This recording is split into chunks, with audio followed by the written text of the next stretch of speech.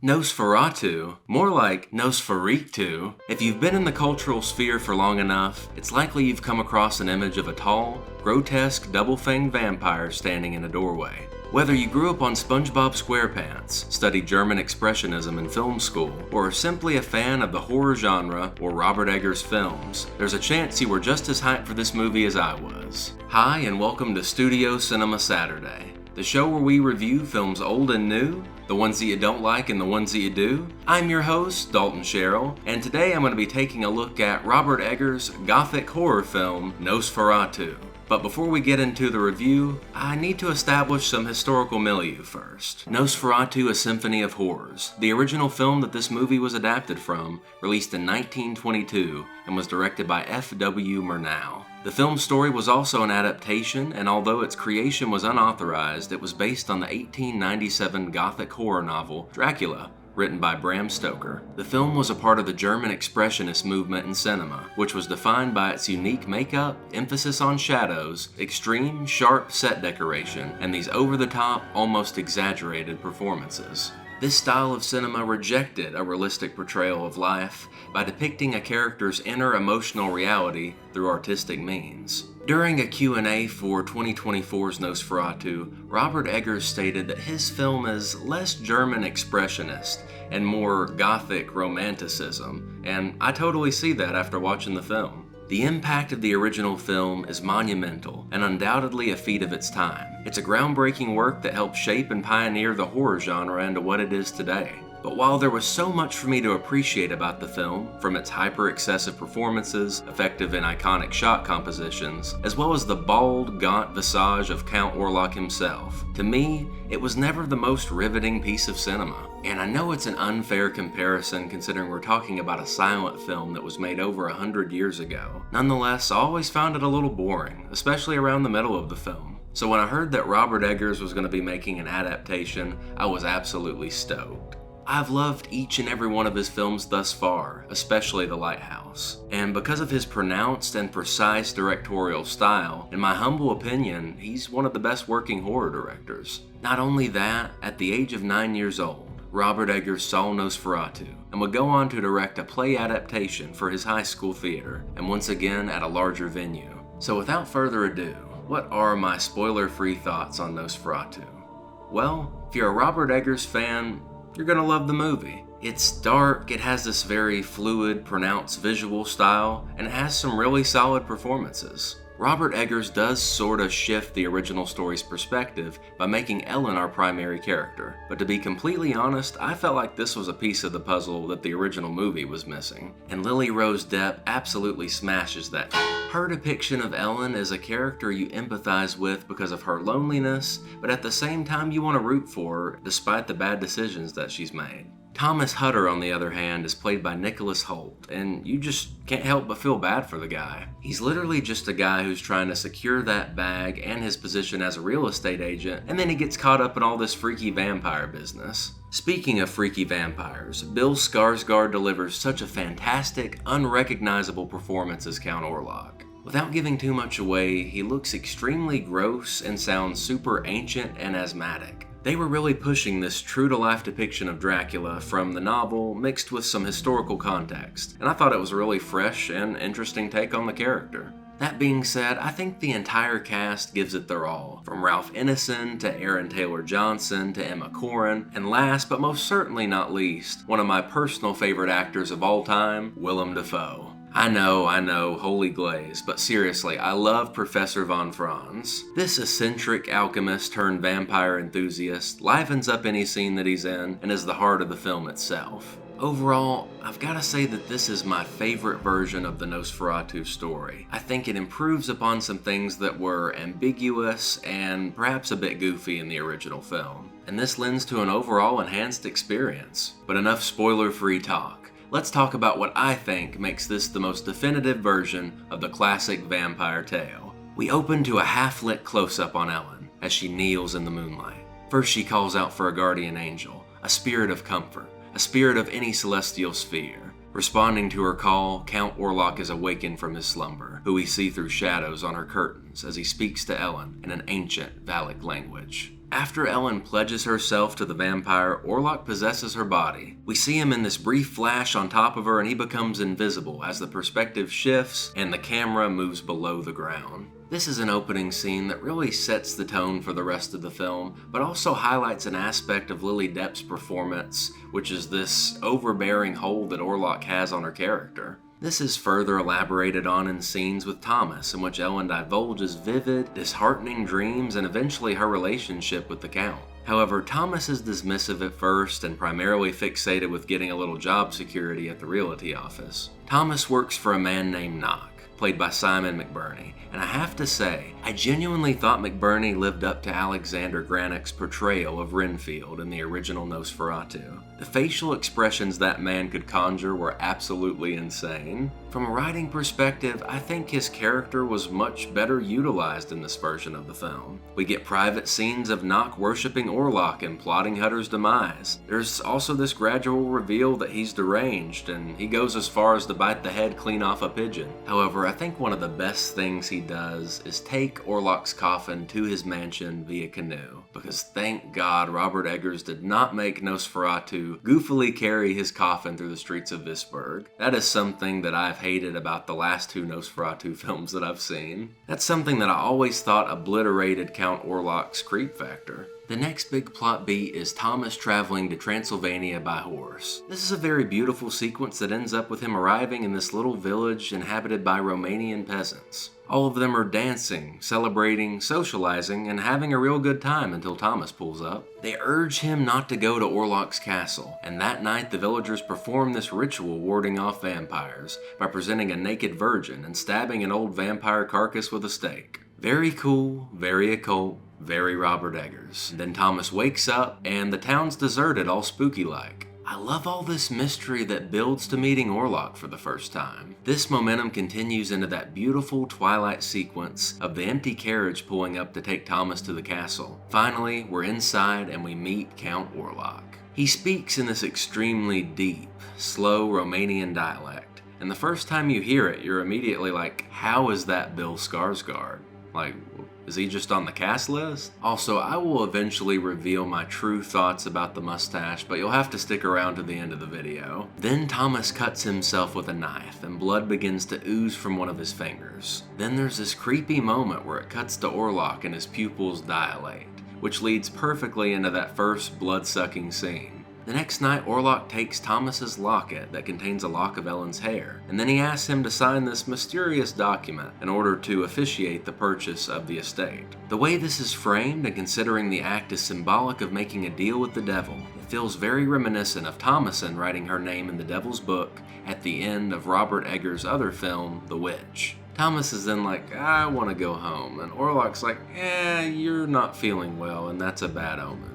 You should stay. In a later scene, we see Thomas stumble upon Orlock's coffin, and he tries to stab him with an ice pick. But Orlock swiftly counterattacks, resulting in this gracious full frontal shot served up to us on a platter by director of photography Jared Blaschke. Thomas is then chased out of a window by the Count's wolves, leaving him no other option but to plunge into the river. I thought this change from the original maintained the plot momentum from trying to kill Orlock, but also provided a more realistic escape for Thomas. I also thought the tying of the bed sheets together in the original film to be a bit goofy. However, I love the decision to have Thomas intercepted by nuns and their attempt to heal him. It was cool to see the presence of God, or just the antithesis of evil, being represented by more than just a mere cross in a scene.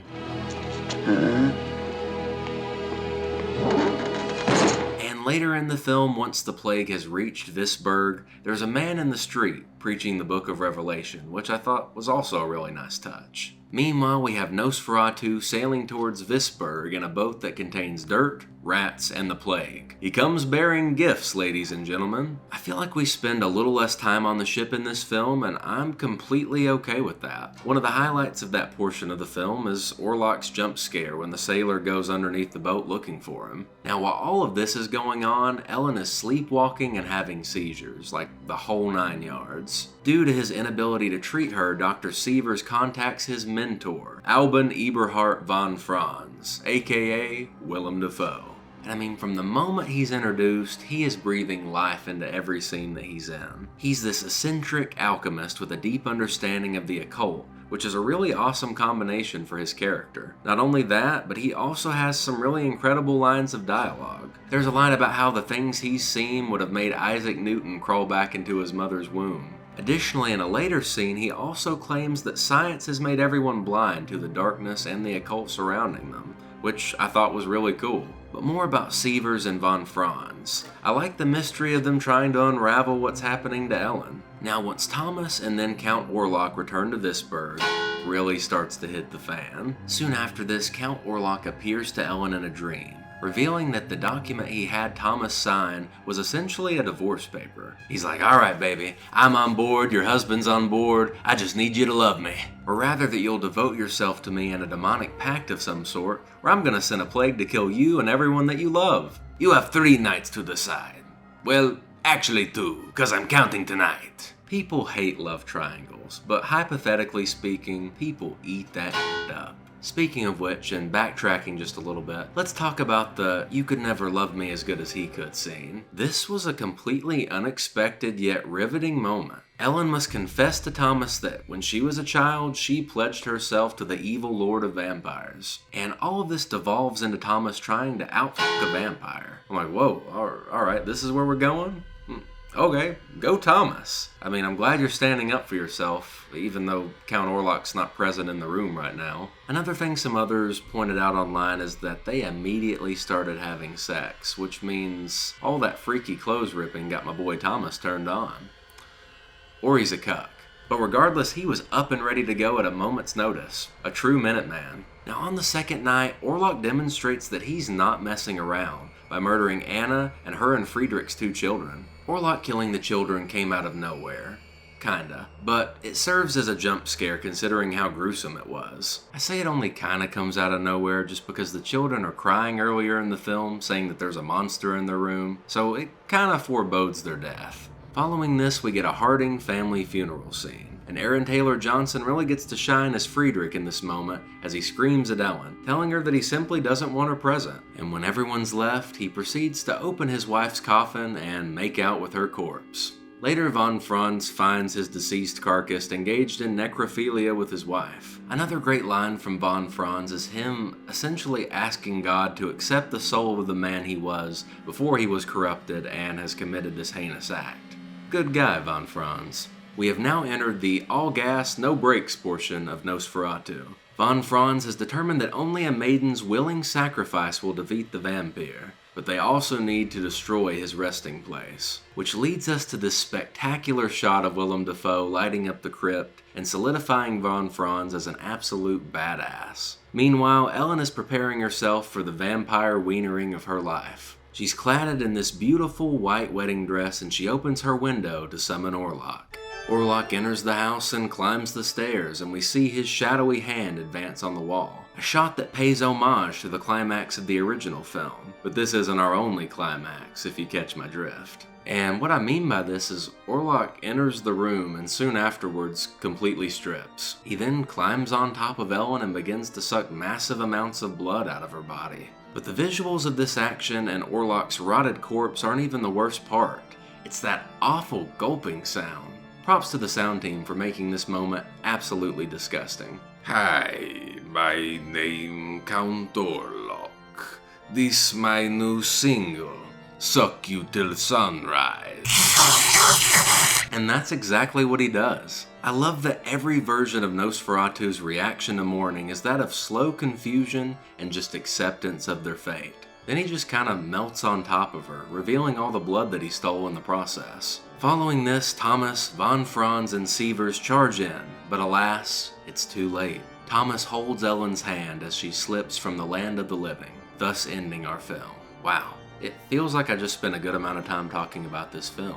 But I mean, if there was a film that released this year that deserved this amount of discourse, I feel like this would definitely be one of them. But before I score this film, let me just preface a couple things. I love Robert Eggers films, I love horror films, and this is a faithful adaptation of the original 1922 film. I think that everything Edgars changed only enhanced the pace, the tone, and the character's development, particularly in the cases of Ellen, Anna, and Friedrich. I was always kind of puzzled as to why Count Warlock just sees a photo of Ellen and Hutter's locket in the OG film and decides, yes, her. I'm going to suck on her. But by telling the story through Ellen's perspective and including a scene in which she awakens him and also makes a pact with him, it just makes so much more sense. From a technical standpoint, the film is near perfect. Each shot is handpicked, storyboarded, and choreographed in advance to provide this delightful viewing experience. It's just the way that Edgars and Blaschke work, and I love them for it. And with all that being said, it's time to score the film. I'm gonna give it a 9 out of 10.